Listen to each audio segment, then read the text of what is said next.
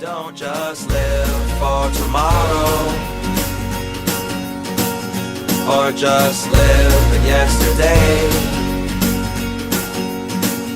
Just be glad for all you have that's in today. Hey everyone, Connie here, and welcome to my blind reaction to Free, Eternal Summer / Season 2, whatever you want to call it, Episode 11. Now, originally, I was going to react to the final episodes, all of them together, in this video. But, see, something is coming up. Starting at the end of this month and going into the beginning of next month, new anime are starting to prepare for, I messed that up. Starting to premiere for the spring season of anime. And there's two of them that I want to react to. And in order to get to them, there's two shows that I kind of have to make sure I continue watching until then, but I finish by that point. One of them is Free. And so in order to get to that point, I have to watch them 1 week at a time, or one episode per week. But the thing is, if I do that, these last 3 episodes will lead right up into the premiere of Season 5 of My Hero Academia. So, that means I would be able to get to My Hero right after this, which is preferable. That is what I want. So, yeah, it works out. And the other one, if you wanted to know, is Cannon Busters. I would have to end that by like a week later after My Hero debuts, because after that, like a week later, is the premiere of Shaman King 2021. So yeah, with Cannon Busters, I just have to make sure I do like multiple episodes at some point. I have to figure out exactly how I'm going to have to do that, but we'll get it done. No worries. But onto the topic at hand. So we found out what's going on with Sosuke and his shoulder injury. We found out just a lot more about him as a character because of it. And we've seen the growth of other characters throughout the season as well. And now we're coming to a head. We're coming to the big finale, the big just climax of this season. It's so far, things are looking a lot more up for the Iwatobi Swim Club than they were at the end of the first season. So I'm thinking that unlike the first season where they actually ended up failing to accomplish their goal, I think it's going to turn out the opposite here. They are going to win. We'll just have to see for sure, though.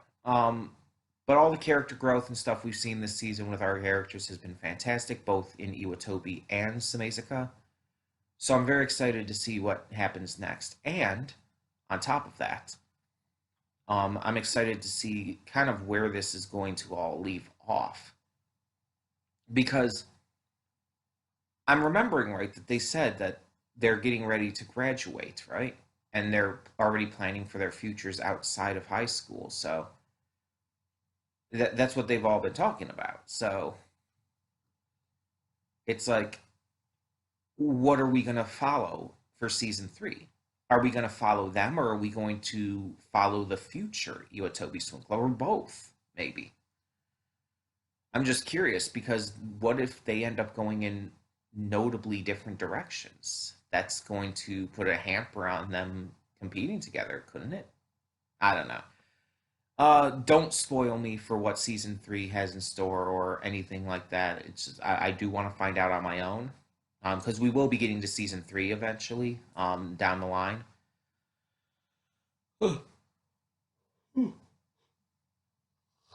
Excuse me. But yeah, I'm just interested to see where this one's gonna end off too. So I guess we'll have to find out.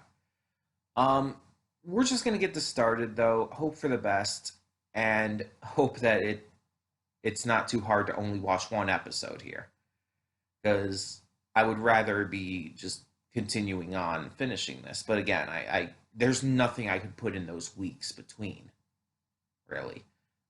I looked at everything I had wanted to get back to and everything I had planned to check out and everything, and there's nothing I could put in those weeks between. So we'll just have to make this work.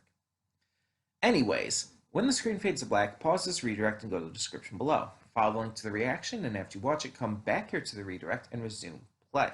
Because after it fades to black and then fades back in, everything from that point forward will be my afterthoughts and will contain spoilers to the episode.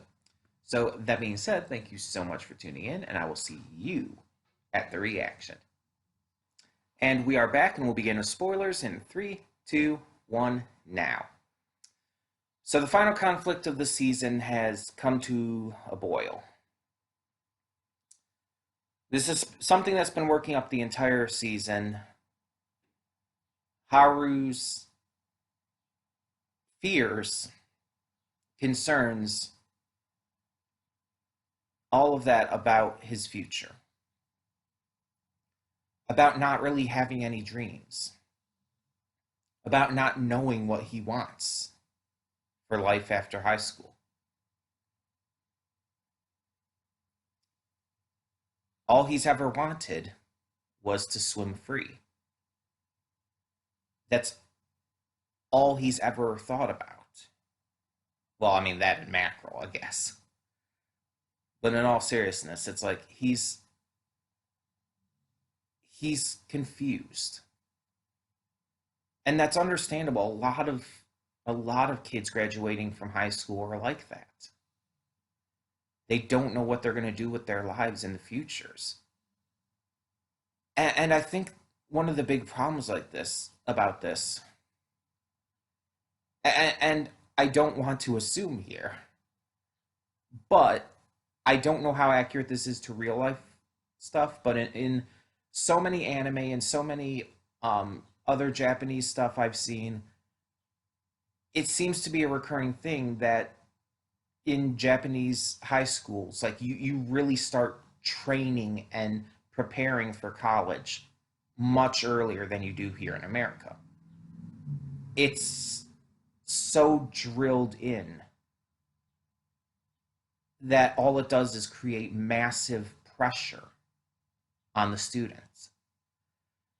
And again, I don't know how accurate all of that is to real life Japanese high school. I'm not going to try and assume because I don't know. But that is clearly shown to be the case in this series. And it's affecting Haru greatly. He's panicked. It's affecting his swimming. It's affecting his mindset and his relationships, as we see with his friends. He's finally being confronted about it by pretty much everyone. And he's lashing out against it because he sees them confronting him about it as almost like a betrayal. Almost like they're trying to force their ideologies, their beliefs, their just views on dreams and motivations and ideas for the future onto him. That's how he views it. And part of that is because he's scared. Part of that is because he doesn't know what to do. And he's not admitting that. He doesn't want to admit that fear. But his friends can't just stand by and let it happen anymore. Nagisa, Makoto, and Rei have all spoken up now. And they're telling him, it's like, we understand. We get it. It's okay. We want you to do your best, to be your best. Just talk to us. But he keeps pushing them away and lashing out. And like I said, it boiled over at the end of this episode. Makoto, his closest and longest friend, confronting him like this threw him over the edge, and he snapped. He snapped hard, and he went off, and they fought and argued.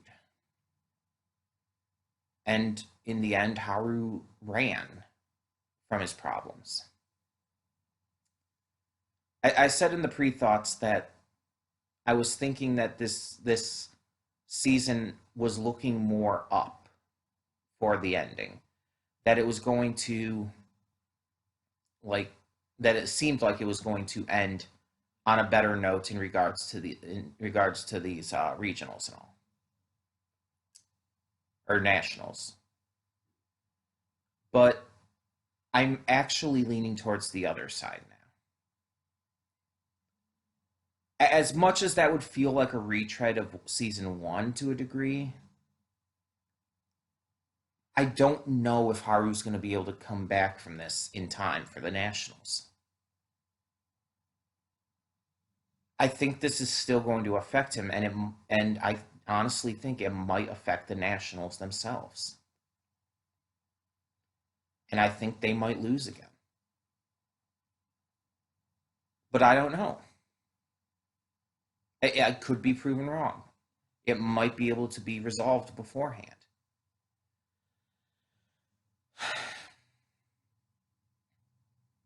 But this is happening, and it needs to happen. Haru needs to work through this, but he also needs to do so with his friends. He needs to stop pushing them away. The only person who I think really needs to confront him now is himself. As cheesy as that sounds, honestly. He needs to confront his own fears. But I also think that his friends need to continue confronting him, all of them, including Rin. In fact, I think they all should at once. Makoto, Rin, Nagisa, Rei, all of them.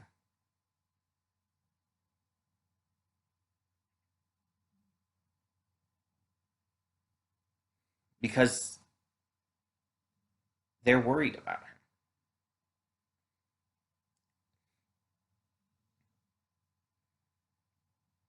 And really, the rest of this episode outside of that was, I wouldn't say filler, but just minor character stuff.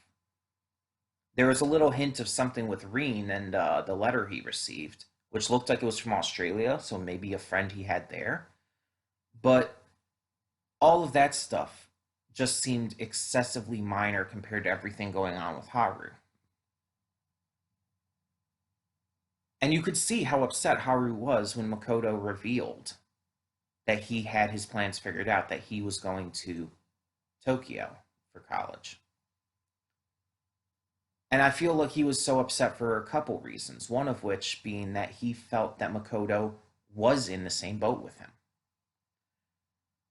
That he felt that he actually had someone who could and should be relating to him in this issue. But now he feels more alone. And it makes the feelings of inadequacy he's facing feel worse. But I also think that it affected him so much because Makoto didn't tell him right away. The fact that he did hide it from him at first and was trying to figure out how to tell him. And multiple other reasons too, just going away for college and stuff, and just the fear of being split away from his friends because of this. These are the things I feel like are really, honestly, causing his big issues here. And I want to see them resolved. I want to see him get through this. And I believe he will. It's just, it's going to be tough. And these next 2 episodes, these final 2 episodes, are going to probably be hard to sit through. At least the next episode will. It's probably going to be very emotional, very intense. Maybe not as intense as this one was, but still. I feel like Haru is going to open up in a way he's never done before. And it's gonna kind of be all the culmination of every bit of character development he's had throughout these both of these seasons. And I'm really excited for that. And I'm very interested to see how they do it. And one way I'm thinking they could is easily having Reen kind of turn the tables on Haru and kind of go with the entire idea like, oh, you helped me last year. Now it's my turn to be here for you. Kind of that kind of situation going on. Like you see that in a lot of different shows and whatnot, where it's like, oh, you helped me out, now let me do the same for you. It's a common enough trope, but not a bad one by any means. Um, and if they did decide to do it with Reen, as long as they did it right here, I think it could be very well handled. But I also think it can't only be Reen. It does have to be Makoto and Nagisa and Rei as well. Because they're just as important to Haru.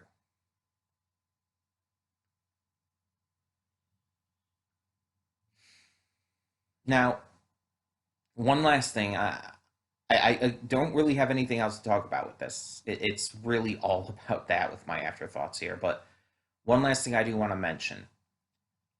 I do not know how the Japanese voice actors delivered that final scene, that final argument. I might check it out, but this is one of those huge examples that I feel like I can point to now when people try to say that English dub voice actors for anime don't portray emotion as well as the original Japanese voices. This is one of those examples that can basically just prove how bullshit that idea is. English dub voice actors can very much portray just as much emotion, if not more. And in many anime I've seen, that is the case. There's many anime I've seen where the dub is better than the sub, and for that reason. Well, that being one reason at least. And it's just like, it's wild to see like sub supremacists, as I jokingly can call them, the sub only crowd basically, who think that all dubs are trash. It's like it's funny to see that because it makes no sense, no logical sense to believe that. It makes no logical sense to believe that all subs are trash either. It literally should be on a case-by-case basis. And that's what it is for me. Some anime, I think the sub are drastically better. Some, I think the dub are drastically better. And some, I think both sub and dub for the anime are equally good. It just depends on the series. But yeah, this was definitive proof that dub voice actors can portray just as much emotion, if not more. Again, I don't know how the Japanese voice actors did in this scene, so I'm probably going to have to check it out to know, just for comparison's sake. But the amount of emotion and depth in those performances in this episode from the English voice actors was amazing, honestly. But either way, tell me what you thought of this episode of Free Season 2, and thank you so much for tuning in. For now, I'm Connie, and I'm signing off. See y'all next time.